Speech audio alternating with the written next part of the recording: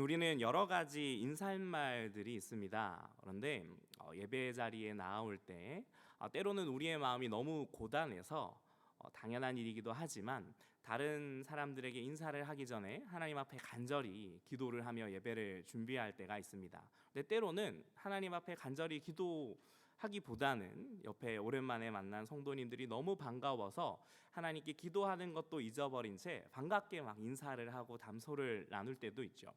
두 가지가 모두 다 중요합니다. 우리는 하나님과의 관계도 중요하고 하나님의 사랑으로 우리에게 보내주신 사랑하는 사람들과 함께 성도의 교제를 나누는 것도 매우 중요합니다. 근데 너무나 마음이 고단할 때는, 너무나 마음이 힘들고 어려운 일이 있을 때는 옆에 사람과 이야기를 하고 싶지 않을 때가 있어요. 그래서 예배 자리에 오면은 상황마다 좀 다르긴 하지만 꼭 이런 이야기들이 있더라고요. 목사님이 다른 거는 괜찮은데 제발 설교 시작하실 때 서로 인사는 안 시켰으면 좋겠다. 저 역시도 그런 생각이 굉장히 컸던 사람 중에 하나입니다. 아직도 가끔 그런 마음이 있어서 조금 민망할 때가 있습니다. 그런데 우리는 하나님 앞에 예배 자리로 나아가며 하나님과의 관계도 중요하지만 성도 간의 교제도 너무 중요하죠. 그래서 너무 싫지만 이 시간도 한번 앞뒤 좌우를 둘러보며 인사를 했으면 좋겠어요. 대신에 절대로 한국 사람이라면 부담스럽지 않은 인사말을 제가 드리도록 하겠습니다. 이렇게 인사해 볼까요? 식사하셨습니까? 식사하셨습니까? 네, 대답도 해주세요.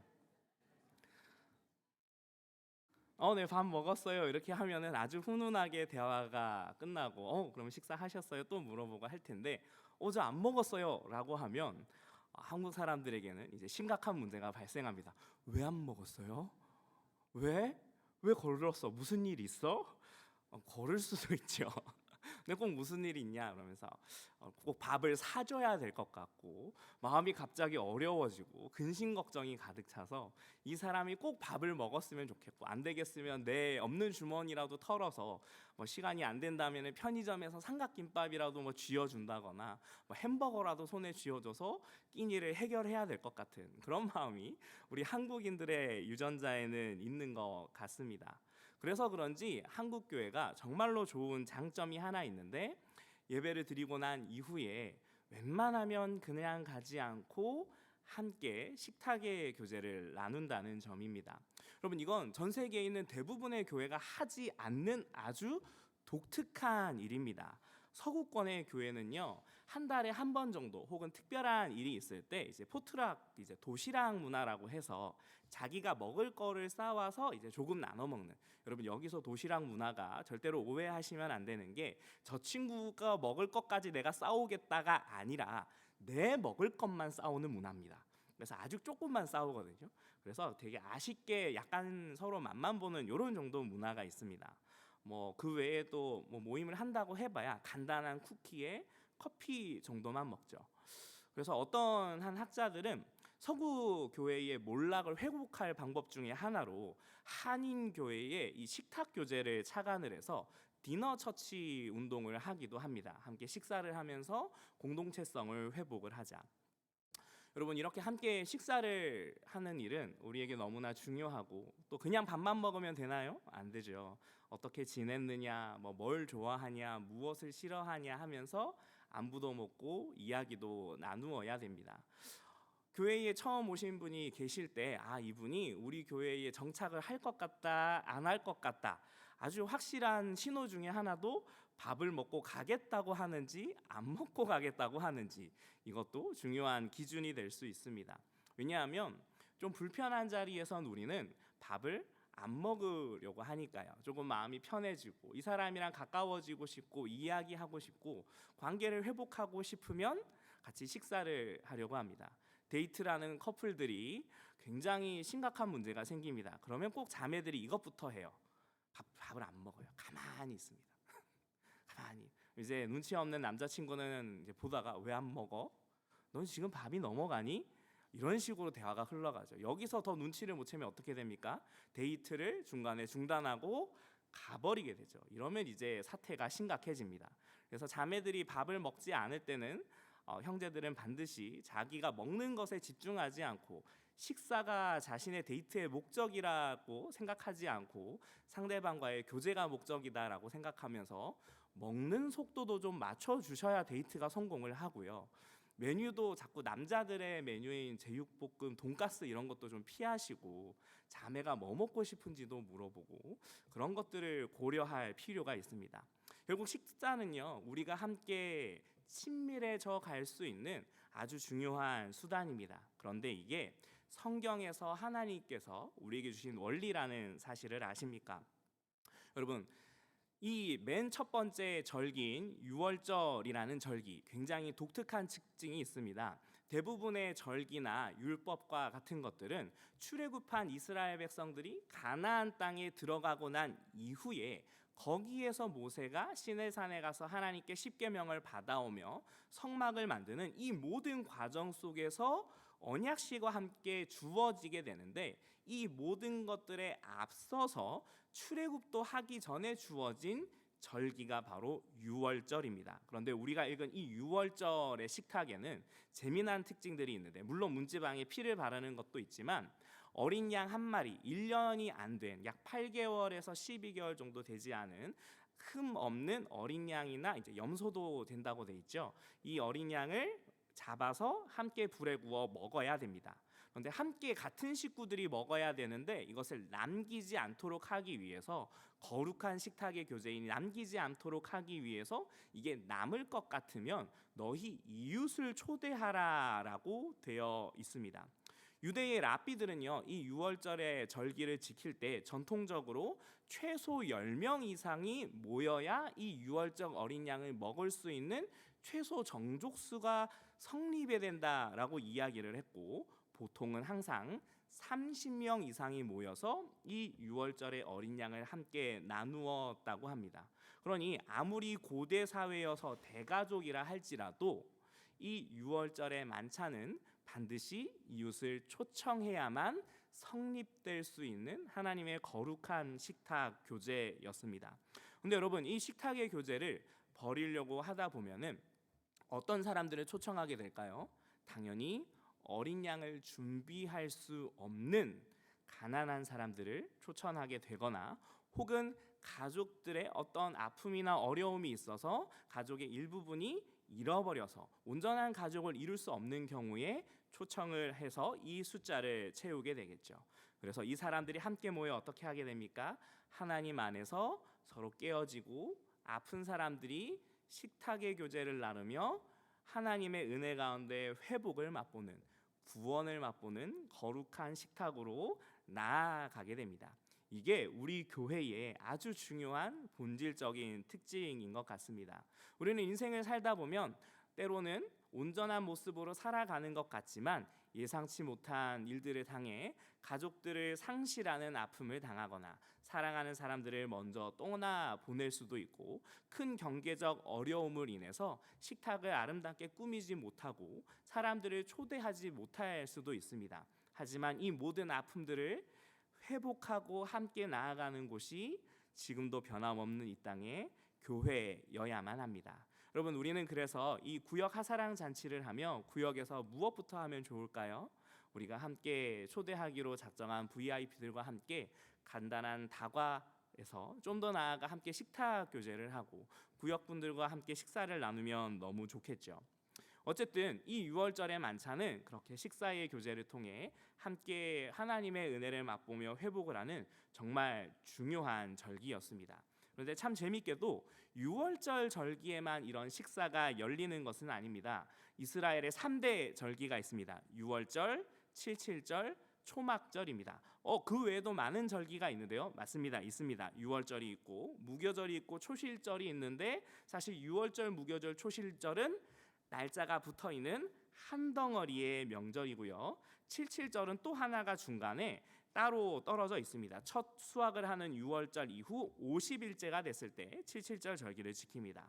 그 다음에 시간이 지나서 이제 초막절이 있는데, 초막절은 나팔절, 속죄일, 초막절, 이 세 개 절기가 또 날짜가 붙어 한 덩어리를 이루기 때문에 결국은 이스라엘의 아주 중요한 절기 3대 절기는 유월절, 칠칠절, 초막절이 됩니다. 물론 에스더서에 등장하는 불임절이나 신구약 중간 시대 마카비 시대에 있었던 수전절과 같은 이 구약 성경이 다 기록이 되고 난 이후에 등장한 절기들도 있습니다만은 모세 시대에 하나님께서 주신 절기는 이렇게 세 가지입니다. 우리 신명기 16장 11절과 12절 말씀을 한번 볼까요? 네, 77절에 대한 본문인데 이렇게 되어 있습니다. 우리 함께 읽어보겠습니다. 너와 내 자녀와 노비와 내 성중에 있는 레위인과 및 너희 중에 있는 객과 고아와 과부가 함께 내 하나님 여호와께서 자기의 이름을 두시려고 택하신 곳에서 내 하나님 여호와 앞에서 즐거워할지니라.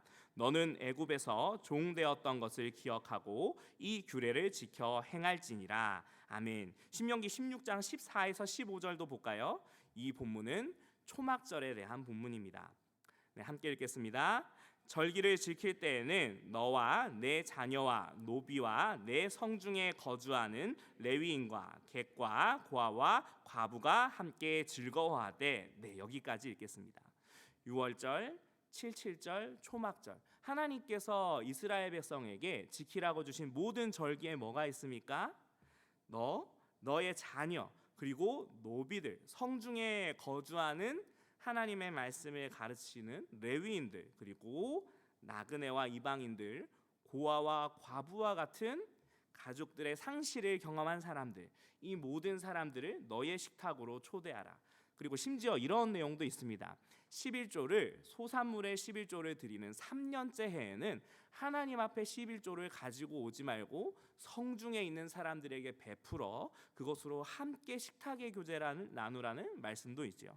하나님은 그 하나님의 은혜와 축복을 계속해서 식탁을 베풀며 같이 나누도록 하고 계십니다. 6월절에는 이웃을 초대하라는 내용만 담겨 있지만 이후에 77절과 초막절에는 더 풍성한 식탁으로 나아가게 됩니다. 여러분, 우리의 식탁은 어떻습니까? 우리가 하나님 앞에 나오는 이 모습들은 어떻습니까? 혹시 우리 홀로 이 은혜를 감내하는 데 급급하지는 않나요? 여러분, 우리는 이 받은 은혜를 이렇게 함께 물질의 식탁 속에서 영적인 양식을 나누는 자리가 되어야 함을 구약 성경에서부터 신약 성경에 이르기까지 일관되게 보여주고 있습니다. 물론 이렇게 좀 태클을 거실 수도 있는데요. 6월절은 좀 닫힌 식탁이 아닙니까? 출애굽기 12장 48절을 볼까요? 6월절 식탁의 제한에 관련된 본문입니다. 우리 함께 읽어보겠습니다. 너희와 함께 거류하는 타국인이 여호와의 6월절을 지키고자 하거든 그 모든 남자는 할례를 받은 후에야 가까이하여 지킬지니 곧 그는 본토인과 같이 될 것이나 할례 받지 못한 자는 먹지 못할 것이니라. 아멘. 물론 성찬에 세례를 받은 사람들만 참여할 수 있는 것처럼 이 구약의 말씀에 할례 받지 않은 자들은 이스라엘 백성들이 하나님의 선민이 아닌 구원이 없는 짐승과 같은 자들로 여기며 업신여겨 왔습니다. 그들은 이 유월절의 식탁에 참여할 수 없었고 참여하기 위해선 반드시 할례라는 언약의 절차를 거쳐야만 했습니다. 그런데 이것은 하나님이 이스라엘 백성들을 우월하게 여기거나 너네들끼리 위한 이 식탁의 교제를 나누라고 주신 것이 아닌 점을 기억하셨으면 좋겠습니다. 왜 그렇습니까? 에베소서 2장 11절에서 13절 말씀을 함께 볼까요? 함께 읽도록 하겠습니다. 그러므로 생각하라. 너희는 그때에 육체로는 이방인이요 손으로 육체에 행한 할례는 받은 무리라 칭하는 자들로부터 할례를 받지 않은 무리라 칭함을 받는 자들이라. 그때에 너희는 그리스도 밖에 있었고 이스라엘 나라 밖의 사람이라. 약속의 언약들에 대하여는 외인이요 세상에서 소망이었고 하나님도 없는 자이더니 이제는 전에 멀리 있던 너희가 그리스도 예수 안에서 그리스도의 피로 가까워졌느니라. 아멘. 무엇입니까? 예수님께서 이 땅에 오신 것은 바로 이 막힌 담을 허무시는 일입니다. 예수님은 이 식탁의 교제가 여기에서 맞춰서 우리끼리만의 식탁으로 우리끼리만의 하나님의 은혜를 나누는 것에 그치도록 하지 않으셨고 이것을 반드시 허물기 위해 십자가에 달려 돌아가셨습니다. 그래서 구약의 시대가 끝나고 신약의 시대가 시작이 됐을 때 초대교회가 싸웠던 것이 무엇입니까?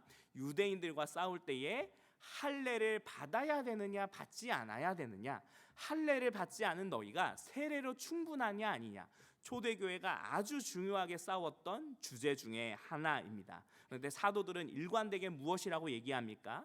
육체의 할례는 끝났다. 예수 그리스도의 피를 의지하며 나아가는 세례로 충분하다. 그런데 여러분, 혹시 이렇게 얘기하는 분들 계십니까?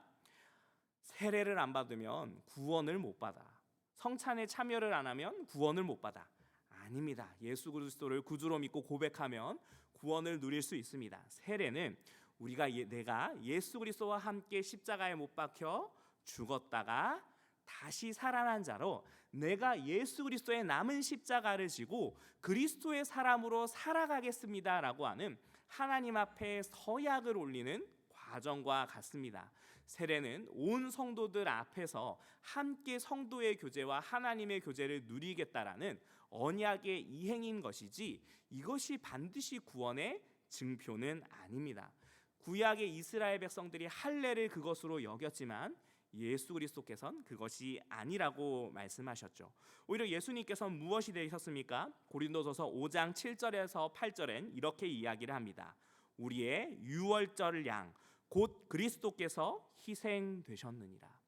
예수 그리스도께서는 육의 양식으로 충분하지 못한 우리를 구원하시기 위하여, 우리의 영혼을 살리시기 위하여 자기 자신을 영의 양식으로 허락해 주셨고, 이 땅의 육신의 양식으로 나누는 식탁의 교제가 끝나고 한계가 있는 것을 아시기에 우리가 그리스도를 나누는 영원한 영적인 식탁을 함께 나누도록 은혜를 허락하셨습니다.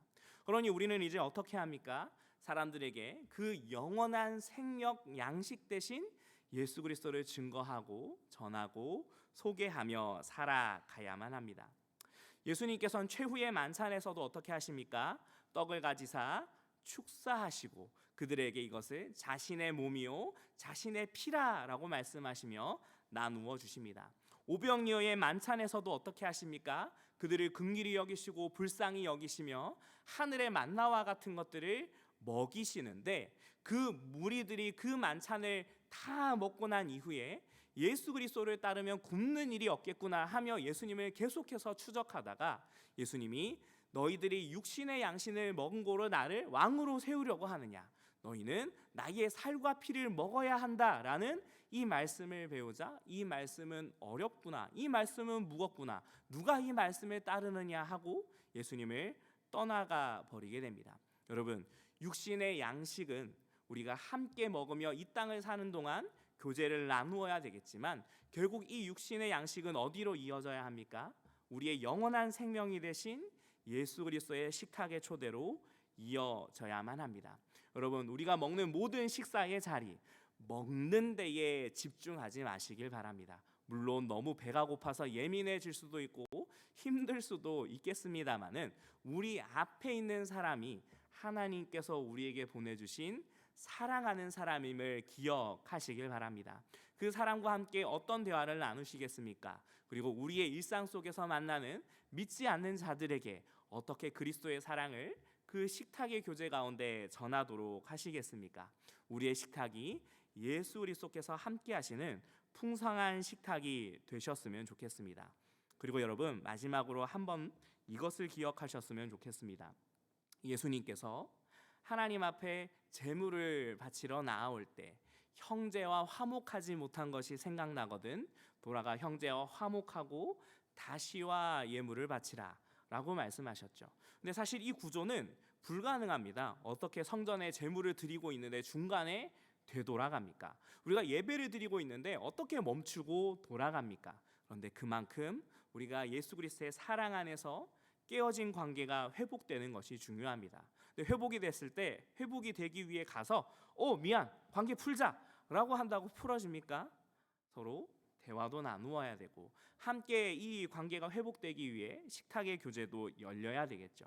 그리고 여러분, 이웃을 식탁의 자리로 초대할 때 여러분 멀리 있는 사람과는 다투지 않습니다. 가까이 하고 있는 이웃은 가까이 하고 있다는 이유로 층간소음의 원인 제공자일 수도 있고, 쓰레기를 불편하게 내놓는 불편한 이웃일 수도 있으며, 우리에게 불편을 끼치는 어떤 여러 가까운 이웃일 수도 있습니다. 오히려 가깝기 때문에 더 불쾌하고 불편하고 힘들 수도 있겠으나, 그러나 여러분 기억하십시오. 바로 그들이 우리가 식탁으로 초대해야 될 사람들입니다. 우리는 예수님께서 끝내신 일을 따라하는 것이 아닙니다.